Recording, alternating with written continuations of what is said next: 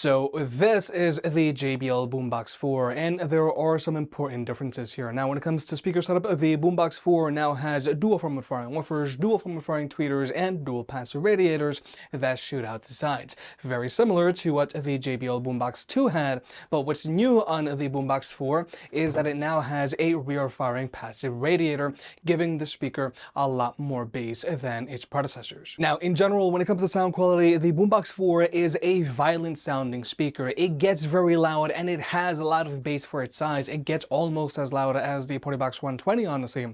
However, the SMS separation on the speaker isn't the greatest because the Boombox 4 does put an emphasis on the highs. So it sounds good, but the mids just aren't as detailed as I'd like them to be. Now, another upgrade on the JBL Boombox 4 is its battery life. This speaker now has an advertised battery life of 34 hours, which is super impressive. However, that's with its stamina mode turned on.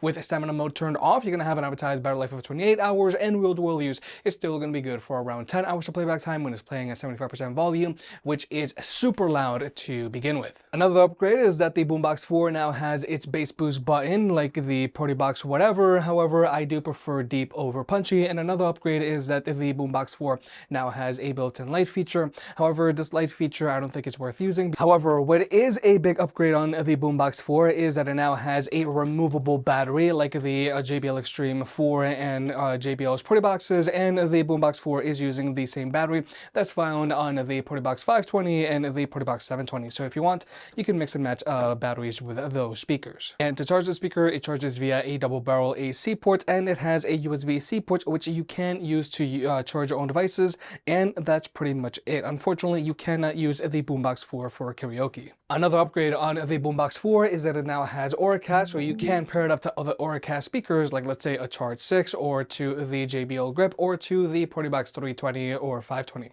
However, you cannot pair your Boombox 4 up to a Party Boost speaker, like let's say a Boombox 3 or a Boombox 2, which are using Party Boost. Overall, the JBL Boombox 4 does have some major improvements on it. However, like I said, this is a violent sounding speaker that gets super loud and it has a lot of bass, but the detail in the mids aren't where I'd want them to be.